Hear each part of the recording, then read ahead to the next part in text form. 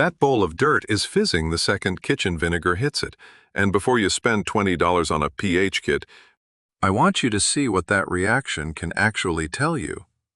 A plant that stays pale, grows slowly, or barely flowers makes you want to reach for more fertilizer before you even know if the soil was ever the problem. I have done that too.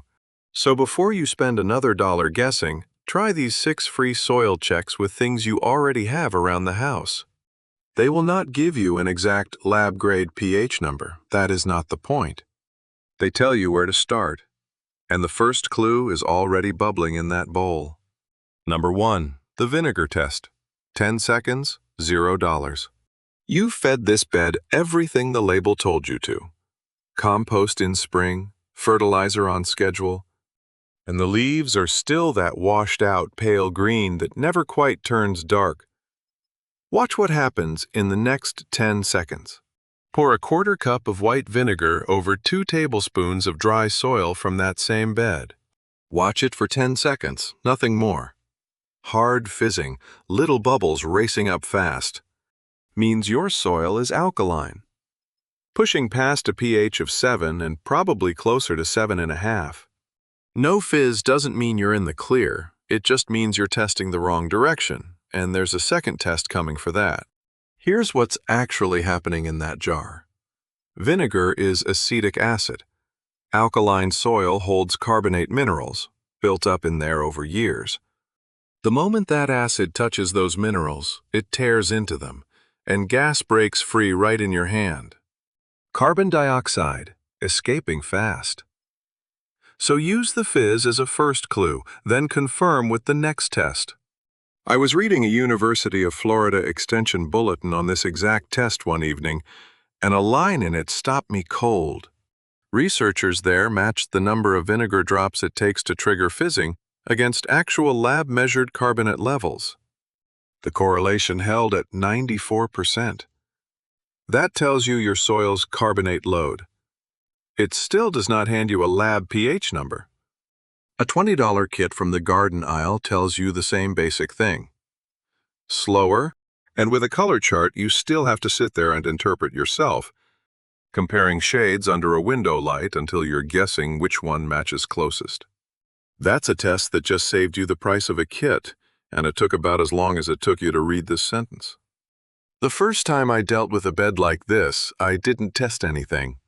I just bought bagged soil and a jug of fertilizer, convinced that would fix it. A whole season went by before I figured out the problem was never the fertilizer. It was the pH sitting under everything I'd been pouring on top of it. One thing to be straight about. This tells you a trend, not an exact number. Sandy soil with less carbonate in it can fizz weak even when it's still alkaline. So, if you're on the fence, run it alongside another test before you commit. Think of it as a first read on the bed, not the final word. 10 seconds, 1 jar. And you already know more about this bed than you did 5 minutes ago. Number 2. The mason jar test. 1 jar, your soil texture. If you've never actually looked at what your soil is made of, you're guessing every single time you buy a bag of amendment. Here's the tell your soil gives you, and most people miss it. Sift a scoop of that same soil through a strainer, tossing out rocks and roots. Fill a clear glass jar about 1/3 full with it. Add water almost to the top, screw the lid on, and shake it hard until everything's mixed loose. Set it down and leave it alone. Grab a marker while you're waiting. Mark the sand line at 1 minute. Mark the silt line at 2 hours. Mark the clay line at 48 hours. You'll want to check back a few times, but you don't have to hover over it. Set the jar on a windowsill where nobody's going to bump it and go about your day. 3 separate settling times, 3 separate bands, stacked right there in front of you by the time it's done. Here's what nobody puts together when they buy a bag of topsoil blind. Sand grains are heavy and round, so they drop to the bottom within minutes. Silt is smaller and lighter, and it takes a couple of hours to settle out just above the sand. Clay is the lightest of the 3, flat like tiny flakes, And it can hang suspended in that water for most of 2 days before it finally gives up and sinks to the bottom. Measure the height of each band once it's finished settling. Compare that against a soil texture triangle, and you've got a rough percentage estimate. Sand, silt, and clay spelled out in inches inside a jar you already owned. That number tells you more than any bag on the shelf ever could, because it's your dirt, not an average from somewhere else. Compare that to what's sitting on the shelf at the garden center. One of those bagged soil improvers that promises to fix whatever's wrong without ever telling you what's actually in your dirt to begin with. You'd be buying a fix for a problem you never confirmed you had. The store's version of this costs real money. Yours just cost a shake of the jar. Be patient with this one. 2 days is real, not a suggestion you can rush. And if your soil runs heavy on sand with barely any clay, those bands can blur together and get hard to read exactly. So treat the result as a solid estimate, not a lab-grade number down to the decimal. Good enough to plan around is still good enough to matter. 48 hours from now, that jar tells you exactly what kind of dirt you've been planting into: sand, silt, clay, or the lucky mix in between. Number 3, the baking soda test. The answer: vinegar mist. The vinegar jar sat there quiet. No fizz. That doesn't mean your soil is fine. It means you're testing the wrong direction. This is where the dirt actually answers you back. Mix 2 tablespoons of that same soil with just enough water to make a thick paste, about the texture of oatmeal. Sprinkle a teaspoon of baking soda over the top and watch for 10 seconds, same as before. Fizzing this time means acidic soil, a pH under 6, likely lower. Nothing happening means your soil is sitting close to neutral, which is where most garden vegetables actually want to be. Baking soda works the opposite direction from vinegar. It's alkaline itself.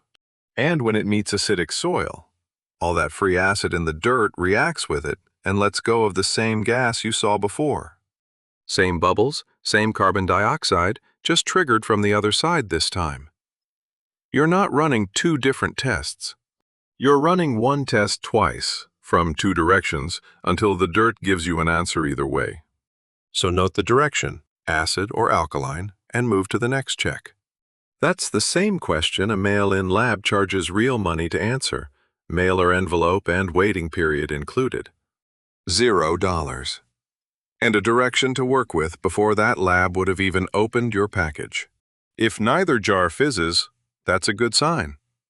Treat it as a weak signal toward neutral, not a lab confirmation, and move on to planting with that in mind. If both jars fizz, which is rare, pull a fresh sample from a different spot in the bed before you trust it. Something else in that soil, extra minerals or salts, is probably throwing the reading off. 2 jars, 2 answers. Between them, you just found out more than most people ever bother to ask. But 2 tests from now, we get to the one that doesn't need a single ingredient from your kitchen. Just a shovel. And a number most people never bother to count. Number 4, the ribbon test. 30 seconds, no jar needed. Not everyone wants to wait 2 days for a jar to settle. This one takes 30 seconds and needs nothing but your own hand. Give it a minute, and the soil tells you the truth. Wet a handful of that same soil until it's pliable, about the texture of modeling clay, and try to roll it into a ball. Can't hold a ball at all? You're looking at coarse, sandy soil, and you're already done. If it does hold together, push it up between your thumb and first finger, squeezing it into a ribbon. Keep pushing until it breaks under its own weight. Then check how long that ribbon got before it gave out. For speed, the hand test wins. 30 seconds and you're done. Here's why the ribbon works at all. Clay particles are flat, shaped like tiny plates. And when they're wet, those plates slide against each other and stick, letting the soil stretch instead of crumbling. Sand grains are round and loose, nothing flat for them to grip, so they fall apart in your palm. No ribbon at all. Or a ribbon that snaps under an inch. Means sandy or sandy loam soil, A ribbon of 1 to 2 inches puts you somewhere in the loam family, the sweet spot most vegetables actually want. Push past 2 inches and you're holding soil that's heavy on clay. A bag of amendment can't tell you whether this soil leans sandy or clay heavy. Your fingers just did. Your hand just did what a texture kit charges you to figure out, and it took 30 seconds instead of a week in the mail. Folks have been doing this one with just their hands for about as long as anyone's bothered to test dirt at all. Be honest with yourself here. This is a feel test, not a measurement, and feel is subjective.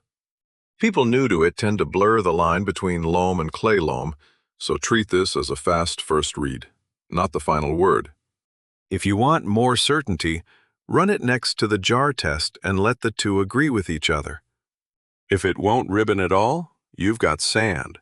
If it ribbons past 2 inches, you've got clay. Everything else is the sweet spot in between. Number 5.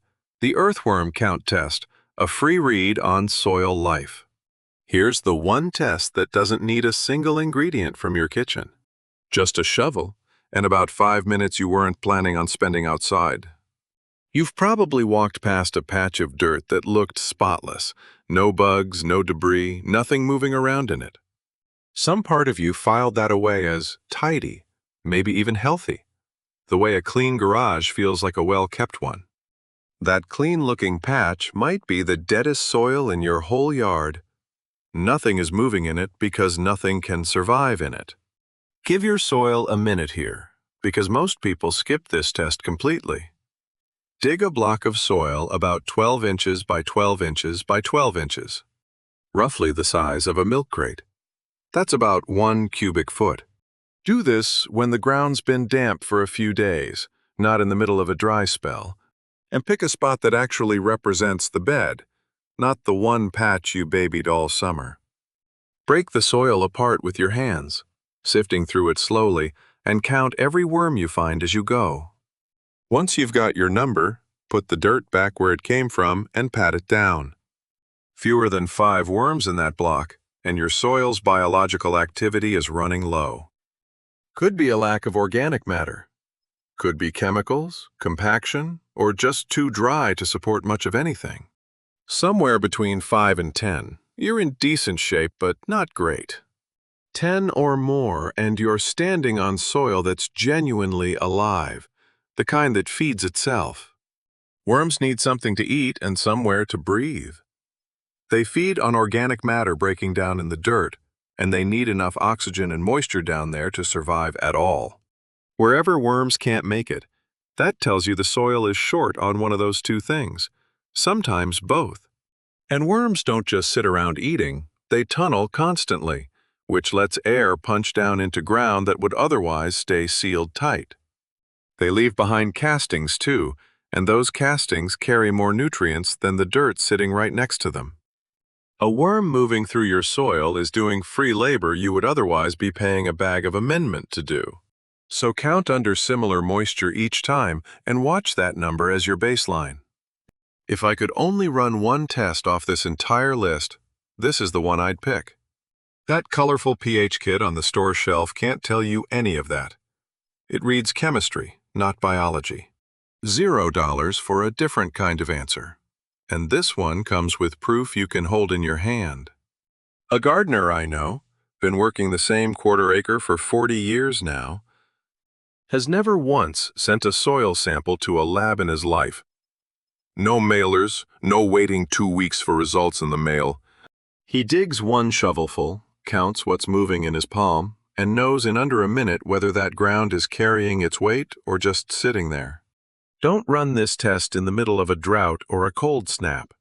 Worms retreat deep when it's dry or cold, and your count will read low even on soil that's perfectly fine. Test in spring or fall, a few days after the ground's had some moisture, and trust the number more. 10 worms in a shovelful of dirt tells you more about that soil than a piece of paper from a lab ever could. If that worm count showed you a side of your soil a pH kit can't measure, hit subscribe and turn on the bell. There's a new one of these every week, and none of them cost you anything to watch. Number 6.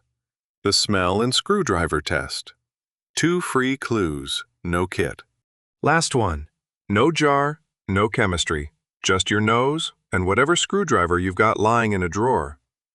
Most people walk past a garden bed every single day without ever crouching down to smell it. Coffee in hand, half awake, straight past the one clue that's been sitting there the whole time. That's the fastest diagnosis available, and it costs you nothing. Your nose picks up what your eyes never will. Scoop up a handful of damp soil and take a breath. Healthy soil smells fresh, clean, a little sweet. Close to that smell right after a summer rain. The kind that hits you the second you step outside. Sour, rotten egg, or almost no smell at all means something's off underneath, even if the leaves up top still look fine for now.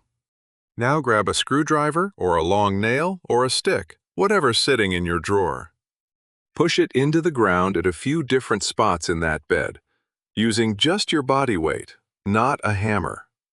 No hammer needed. Slides in past 6 inches with light pressure, and your soil's loose and workable. Hits resistance before 6 inches, and that ground is compacted, packed down tighter than anything is meant to grow through. That fresh smell you just caught has a name. It's a compound called geosmin, made by tiny soil bacteria that only get to work when your soil has enough oxygen down there for them to breathe. Compact that soil, and you squeeze the oxygen right out, closing off every little gap those bacteria need. The bacteria that gave you the good smell die off, and different bacteria move in behind them. The kind that leave you with a sour, stale funk instead. And it costs nothing to check. That same compaction is exactly what stops your screwdriver at 6 inches. Your plant's roots hit that same wall underground, and instead of driving straight down toward water, they bend sideways, looking for any way around it. So if the smell is flat and the screwdriver stalls early, that bed needs air before it needs anything else. No kit required for this one either. Your nose was free the day you were born.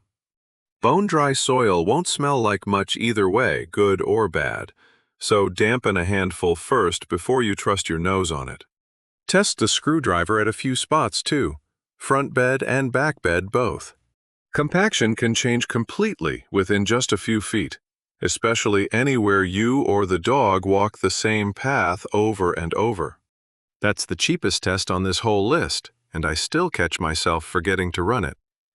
If it smells like nothing, and the screwdriver won't go past 3 inches, that ground isn't resting. It's stuck. 6 tests, $0, and now you actually know what's underneath your feet, instead of guessing every time a leaf turns yellow. That pale, stubborn plant from the start of this list was never asking for more fertilizer. It was asking you to look down instead of up. One more free one before we wrap up. Dig a 12-inch hole, fill it with water, let it drain, then fill it again and time the drop. About 2 inches an hour is the sweet spot. Under 1, your soil's holding water too long. Over 3, it's draining before roots get a drink. This afternoon, before you do anything else in that garden, scoop 2 tablespoons of soil from right next to the plant that's been struggling the most. Pour vinegar on it. Watch for 10 seconds. That's the whole test. And it's the one that tells you where to start. The soil was never hiding anything from you. You just never asked.